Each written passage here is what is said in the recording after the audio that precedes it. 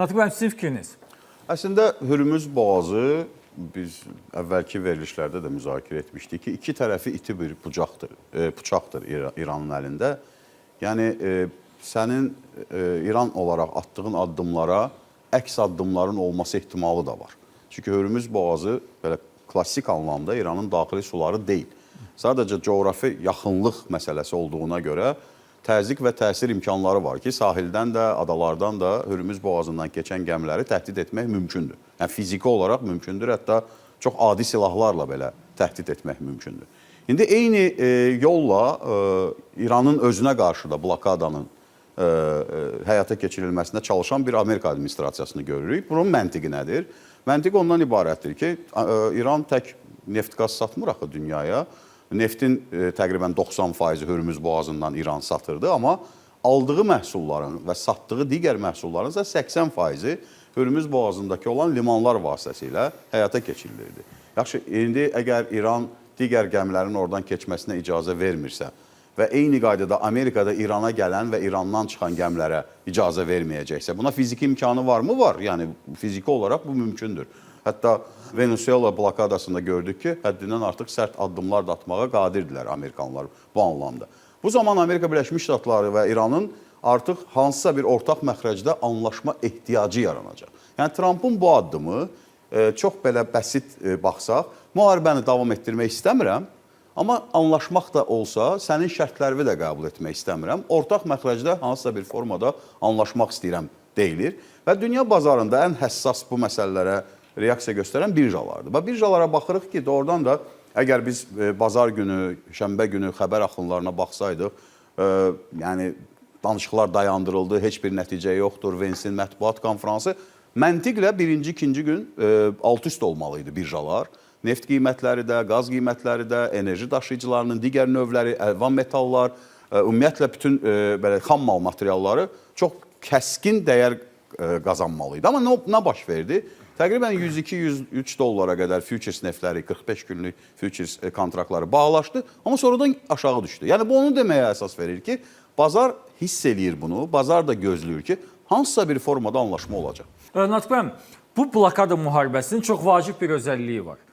İran doğrudan da heç bir gəminin keçməsinə icazə vermir. Ona görə ki, İran çox dar və kiçik bir ərazini nəzarətdə saxlayır. 12 kilometrdir səhv eləmirəmsə. Ən dərin tərəf isə İran tərəfidir. Və ən dərin tərəf də İran tərəfidir. Onların əslində suları sayılır olar. Ərazi suları. Ərazi suları. Amma 86-da bir düzəliş elədilər dəniz hüququ ilə bağlı ki, məhz Hürmüz boğazı ilə bağlı sərbəst ticarətin təşviqi. Yəni belə bir şey var. Amerikanların işi daha çətindir. Çünki daha geniş ərazini blokadada saxlamalıdırlar və daha çox gəmini blokadada saxlamalıdırlar. Bugün məsələn 2 gəmi Çinə məxsus olan gəmilərdir və onların hər ikisinin bundan əvvəl İranla əlaqələrinin olduğu deyilirdi. Keçib boğazdan. Rahat da keçiblər, problemsiz. Amerikanın blokadanı ən azından 1-2 həftə qüvvədə saxlamağa gücü çatacaqmı? Yəni fiziki gücü çatacaq təbii. Ancaq dəqiqləşdirmə eləyində o gəmilərin biri Birləşmiş Əmirliklərdən götürmüşdü metanol. Bəli, yəni və o İrana məxsus heç nə daşımırdı. Bəs o birisi? O birisi boş idi.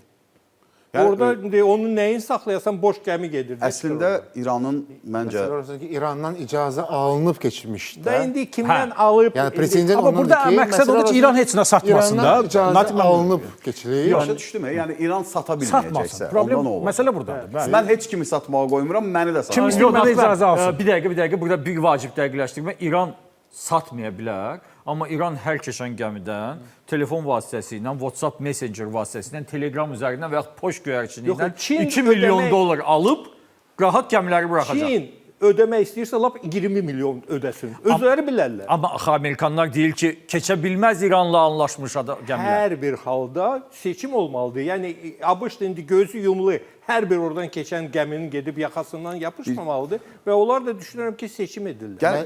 Bəs bunu soruşuram Natiq. Razıyam sizdən. İndi gəlin bunu biraz Natiq müəllim sonra fiziki məsələlərə, fiziki həcm olaraq da baxaq məsələlərə. Birincisi İran İslamabadda anlaşmamasının səbəblərindən biri də həm də Çindir. Yəni Çin proksi gücə çevirmək istəyir İranı, müəyyən təzyiq vasitəsinə çevirmək istəyir. Çünki ayın 14-ü hələ də səfər təxirə salınmayıb. May ayının 14-ü Trumpın Çinə səfəri gözlənilir. Və bu səfər ərəfəsində hər iki tərəf öz belə üstünlüklərini masada və sahada necə deyirlər göstərməyə çalışır. Burada problem nədir? Fiziki neftin özü ilə bağlı problem var və dünyada neftin qiymətinin qalxması və Amerikanın təşvişə düşməsinin səbəbi odur. Söhbət 20 milyon bareldən getmir. Hamı 20 milyon bareldən danışır. 20 milyon barel o boğazdan əvvəl keçən neft idi. İndi faktiki olaraq onun bir hissəsi Qırmızı dənizdən dünya bazarlarına çıxarılır. Müxtəlif 8 milyon barel. Bəli, yəni az deyil, yeri gəlmişkən yarıya yaxını Qırmızı dəniz vasitəsilə çıxarılır. Və yerdə qalan hissəsinin isə sürətlə bərpa olunma potensialı var. Yəni bugün hər şey dayansa, Səudiyyə Ərəbistanı çox asanlıqla orada hasilatı da bərpa eləyə bilər, hətta artıra da bilər. İranın əlində olan kozur nədən ibarətdir? Əlində olan əsas arqument nədən ibarətdir ki, mənlə anlaşma olmasa heç bir gəmi keçməyəcək, mən o gəmilərə fiziki təsir göstərəcəm də. Söhbət axı burada fiziki təsirdən gedir. Və gəmi şirkətləri də düşünür ki, sığorta şirkətləri baha sığortalayır, mən risk almayım, gəmini oradan keçirtməyim. Hətta ekoloji fəlakətlərə qədər, əgər neftlə dolu tankerlər bir-bir batsa, Hörmüz boğazı və Fars körfəzi fəlakətlə qarşılaşır. Amma bu fiziki təhdid qarşı tərəfdən də var axı. Məsələn, İran təhdid eləsə ki, oradan keçən gəmini mən vuracam. Amerikada təhdid eləyəcək ki, səndən çıxan, sənə girən gəmiləri mən vuracam. O zaman nə olacaq? Yəni, faktiki olaraq müharibə dənizdə hansısa o dəniz gəmi müharibəsinə çevrilə bilər də. Bundan kim udacaq? İran udacaqmı? Düşünmürəm. Amerika vuracaqmı? Məsələn, Çinin gəmisini vuracaq, Britaniyanın gəmisini vuracaq. Bilmək olmaz, saxlayacaq. Kifayətdir Xarok o nasos stansiyanın götürüb vurmaq 90% İranın nefti Bəli, blok olur. o ən axırıncı seçənəkdir. Amma yox, üzr istəyirəm, qoy fikrimi tamamlayım. Vurmaq da ehtiyac yoxdur da. Gəlir hərbi gəmilər, götürür həmin gəmini, çəkir hansısa bir limana. Yaxşı. Və saxlayır. Mən sizə bir sual verim. Buyurun. Bu gəmilər yalnız İranla bağlı gəmilərdir. Axı bu Çinin, ya məsələn Britaniyanın, Yaponiyanın, Malayziyanın, Taylandın fərq etməz. Bu gəlirlər bu Hörmüz boğazına, tək İrana görə gəlmirlər ki. Başa düşdüm. Birləşmiş Ərəb Əmirliklərinə gəlirlər, Onlar- mal götürüb mal aparırlar. Başa düşürəm. Siz necə? Amerika onda problem görmür. Onda problem yoxdur axı. Söhbət İran deyil Problem ki. elə ondadır ki, onlar Ərəb pul verirlər Əmirliyindən, İranda. Kuveytdən, İraqdan çıxan gəmilər var. Məndən icazə almasa, mənə ödəniş ya icazə olmasa, mən bunu Hürmüzdən buraxmıram. Dəniz quldurluğu ödədi, faktiki. pulu ödədi. İzzət müəllim maliyyə məsələsini deyir ki, bax, Taylanddan çıxan gəmi İrana pul ödəyir, buradan keçir. Amerika Birləşmiş Ştatları buna nə deyir? İrana da getmir. Gedir Səudiyyə Ərəbistanına. Düzmü Zahilə? Düzdür. Amerika Birləşmiş Ştatlarına nə Amerika qoyacaq Birləşmiş ortalığı? Ştatları bu Ben blokada bilirəm, sən izah etməyə çalışırsan. İranla bağlı. Çox komik və kazusdur. Yo, yo, Bir İran yenə blokad bağlı. üstündə İran burada bir dənə maliyyə blokada. qazanır. Yəni Başa hipotetik düşmürəm. olaraq Çin də gəlsin, İranla bu modeldə İran İranla maliyyə gedib qazanır. gələn gəmilərin Amerika tərəfindən saxlanılması axı bir nömrəli prioritetdir. elədir, amma burada hipotetik olaraq axı İranın maliyyə almasına mane ola bilmirik bu modeldə. Başa düşdüm, amma Yox, kim istəsə sabahlap 100 milyon bağışlasın İrana. Onun qarşısını almaq mümkün deyil. Amma Yuanla. Amerika, Trump bəyan edir ki, biz bunun qarşısını alacağıq. Yəni kiməsə məcbur edirsənsə, bax ona görə onda kimsə gəlir Amerika şikayət edir. ki, Mənim gəmim var, keçirmək bilmirəm, istəyirəm, məndən 2 bu milyon istəyir. pul istəyir. Neyniyək? Bax bu başqa məsələdir. Başqa siz demiş, Telegramla anlaşır, nə bilim kriptovalyutada anlaşır, izini itirir, kimsə kiməsə pul ötürür. Söhbət bundan getmir. Mənə elə gəlir ki, bu blokadanın Amerika tərəfindən tətbiq olunmağa çalışılan blokadanın tarixdə örnəkləri çox olub. Yəni hətta Napolyon belə Britaniya blokadası. Britaniyanı dəniz blokadasına almaq istəyirdi. Hətta Şimali Kipr blokadası. Rusiya müharibə də ona görə oldu yeri gəlmişkən. İndi söhbət ondan gedir ki, Amerika Birləşmiş Ştatları bir çox şeylər İndoneziya gəmisinə göz yumacaq. Malayziya gəmisinə də göz yumacaq. Söhbət İrana gedən və İrandan çıxan gəmilərdən gedir. Tamam. Və bu çox ciddi problem. Biz burada- icazənizlə bir cümlə əlavə edeyim burada. Çox vacibdir bu. İran düşünməməlidir və əgər strategiyasını elə qurubsa çox böyük səhv eləyir ki, bu daimi əlində olan bir alət. Tamamilə doğrudur. Yəni Hürmüz Tamamilə bunun doğrudur, daimi əlində olan bir alət Bəli, ola bilməz. bəli. Mümkün deyil. Razıyam. Ən azından niyə? Bəli. Çox qısa bir müddətdə başqa infrastruktur layihələri həyata keçirmək mümkündür və onun pulunu da hamımız verəcəyik, dünya əhalisi. Çünki dünya Biz qazanacağıq, biz heç nə Yox, verəsi söhbət deyilik. yox. Söhbət Yox, neftin qlobal qiymətindən, layihələrdən gedir. Bəli. istehlakçıdan gedir də. Gündə 105 milyon barel gündəlik neft istehlakı var dünyada. Bu 10 dollar bahalaşsa, qiymət bahalaşsa, Hamısı üçün 10 milyard eləyir günə.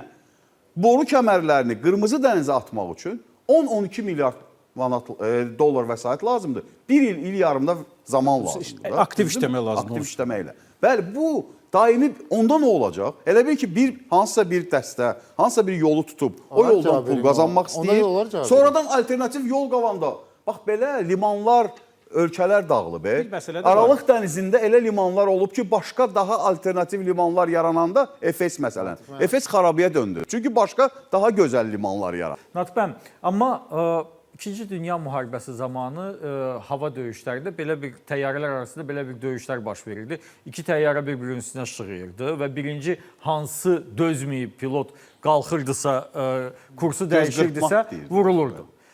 Amerika ilə İran arasında bu blokada müharibəsi sanki bax buna bənzəyir. Birinci kim göz qırpacaq? Və məsələ də buradadır ki, ola bilər ki, birinci göz qırpmasın, əksinə hərbi gücdən daha geniş miqyasda istifadə etməyə çalışır və bu Amerika olacaq. Sizə elə gəlmirmi ki, bu atəşkəsin sonuna biz yenidən müharibənin şahidi olacağıq və bu dəfə artıq ola bilər ki, quru əməliyyatının. Quru əməliyyatından inanmıram, amma hansısa adalarda hansısa bir əməliyyat ola bilər. Ada da Quru əməliyyatından, yəni söhbət İranın ərazinin dərinliklərinə getməkdən gedir. Amma mən düşünürəm ki, bu həftə anlaşma ilə bağlı kritik bir həftədir.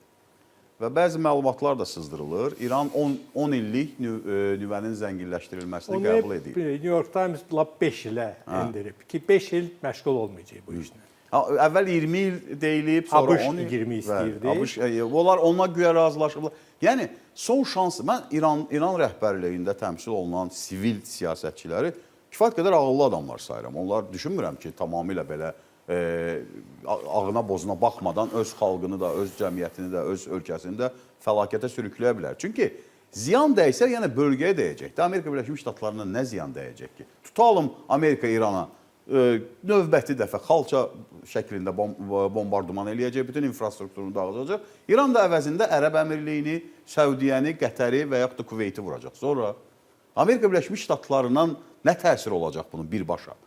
Əgər söhbət imicindən gedirsə, Amerika Birləşmiş Ştatlarına təsir olacaq, Natiq müəllim. Çox ciddi təsir olacaq. Amma bu fiziki təsirdən getmir, hərbi təsirdən getmir. İmic məsələ, ona gəlirəm də. Tək imic deyil, qlobal geosiyasi təsirdən söhbət gedir. Natiq müəllim, imic söhbəti onsuz dünyada bu dəqiqə kim maraqlandırmır. Yaxşı, Afqanistandan çıxandan sonra nə oldu ki? Natiq müəllim, bax rəqəmləri sayım.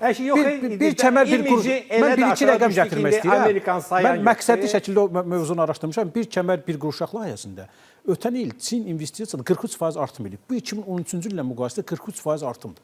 Və digər müqavilələrdə siz təsəvvür edin ki, Latin Amerikası ölkələri ilə müqavilələrdə Çin rekord edib. Çinin investisiyaları ABŞ-dan çox gör hara gedir. Yaponiyadır, Fransadır, İtaliyadır, Səudiyyə Ərəbistanıdır. Avstraliyadır. Bu sizə nəsə deyir? Yəni siz mən digər rəqəmlərdə çəkə bilərəm. Yəni bu ondan belə deyək, ABŞ-ın başladığı və uğurla bitirmədiyi müharibələrin bilavasitə nəticəsidir. Başa düşürəm. Yəni bunun Çinin ziyanı nədir? 2025-ci ildə ticarət profisi 1,2 trilyon olub.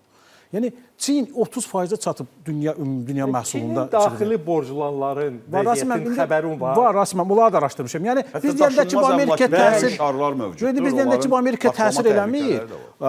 Çin ilk dəfə 47% ixracında yeni texnologiyalara imza atıb. Yəni bütün bunları deyəndə müqayisə predmeti deyəndə axı belə bundan başlayır da. Yox, başqa məsələ. Deyirəm, yəni tutalım ki, Ərəb ölkələrini vurdu İran. İran özü də darmadağın oldu, Ərəb ölkələri də darmadağın oldu. Allah uzaq eləsin hər ikisindən. Biz heç kimin fəciələrlə özləşməsini istəmirik. Yəni bunun nəticə etibarilə Amerikanın uzaq başı qınaq obyektinə çevriləcək ki, sən məni qorumadın, düzdürmü? Natiq bəli, bəs Amerika bu vəziyyətlə bacarmadı. Amerika dünya hegemonu deyil artıq. Özü olmaq istəmir dünya hegemonu. Natiq müəllim, vaxtilə Britaniyada belə başlamışdı. Sizə görə 10 illərlə pul alıb Kim? Amerika. Amerikanın təhlükəsi. Amerika orada olmasa Natiq müəllim, orada heç kim nefti dollara satmayacaq. Məsələ budur. Ay Natiq müəllim, bir dənə aponet gəlir. Bax indi boğazdan keçərsən görürsüz yuanla artıq o dənişi alırlar və yaxud da Rusiya bankları yuanla artıq istiqraz buraxır. Müəllim, o yuan sonradan dollara və avroya çevrilir. Aydın, onu heç kim neftə sabonda dollara satmaq istəməyəcək. Heç kim öz sözünə əməl eləmək istəyir. Sonra nə olacaq? Dolların ən böyük müdafiəçisi dünyada Çindir. Bunu anlamaq lazım. Natiq bəy, Çin müdafiə. Mən sadəcə 1 trilyon 300 milyard dolları dollarda saxlayır Çin. Natiq bəy, mən sadəcə tarixdən sizə bir misal gətirim və sizdən xahiş edirəm ki, şərh eləyəsiniz ki, belə ola bilərmi? Səhv eləmirəmsə 56-cı ildə, Süveyş kanalı uğrunda müharibə başladı. hücum elədilər. Süveyş kanalını ələ keçirmək üçün Britaniya, Fransa müharibəyə qoşuldu, oranı ələ keçirdilər. Süveyş ondan sonra SSR dedi ki, belədirsə mən indi müdaxilə eləyəcəm Misirin tərəfində, lap yeri gəlsin nüvə zərbəsi də indirəcəm. Britaniya, Fransa geri çəkildi və həmin andan Britaniya və Fransa dünyada hegemon dövlət statusunu itirdilər. Ona görə ki, ondan qabaq da o statusları yox idi, onlar hava idi. İndi ABŞ Hörmüz boğazı böhranından geri çəkilsə, heç demirəm, Trump aralıq seçkilər, onlar qoyuram qırağa. Bax, həmin o hegemon statusu itəcək, yoxsa yox? Artıq itib. Yox, orada konsepsiya, konsepsiya dəyişib. Biz hegemon, dünyanın polisi olmağı Amerika özü istəmir artıq. Bahalı layihədir, mənasız layihədir. Dünyanın nəzarət nöqtələri yaratmağa və yeni bir texnoloji üstünlüklə, süni intellektlə, məlumat bazalarının özündə saxlamaqla, texnoloji üstünlüklə dünyaya nəzarətin başqa formasına keçir. Əvvəl biz düşünürdük ki, Amerikanın əskəri gəlib dayanmalıdır, hardasa bayrağını asmalıdır və ora nəzarət etməlidir. İndi ona ehtiyac qalmır. Artıq bizi sosial şəbəkələr vasitəsilə, süni intellekt vasitəsilə nə seçməyimizi, nə yeməyimizi, nə içməyimizə belə bizi yönləndirməyi bacarır Amerika Birləşmiş Ştatlarının böyük texnoloji şirkətləri. Artıq bunun formatı dəyişib. Bu bir Süveyş kanalı ilə bağlı maraqlı bir məsələ ondan ibarətdir ki, sonradan bəzi sənədlər bilirsiniz də, Amerikada bir qanun var. Bir neçə ildən sonra, 30, 40, 50 ildən sonra ABŞ əslində müdaxilə elədi. Amerika Birləşmiş Ştatları SSR görüşüblər bir yerdə. Məsələni həll elədilər ki, bu cırtdan dövlətlər özlərini imperiya sayır. Fransa ilə İngiltərə. Onları yerinə oturtmaq vaxtı yetişib. Vəssalam, onlar Amerika Birləşmiş Ştatları orada olmasaydı. Yox, nəticədə Britaniya müdafiə eləmədi. Biz nəticəyə baxırıq da. Onu kim məğlub elədi, kim məğlub eləmədi. İndi Amerika Birləşmiş Ştatları da buna nəzarət edə bilməsə, yenə həmin şey çıxacaq. Sonra da məlum olacaq ki, Çinlə anlaşıblar. Fərqi nədir? Biz nəticəyə baxmalıyıq. Süveyş kanalı kimin əlinə keçdi? Süveyş kanalı Amerikalıların əlində. Vəssalam da, söhbət ondan gedir. Demək istəyirəm ki, nəticədə Britaniyanın Fransa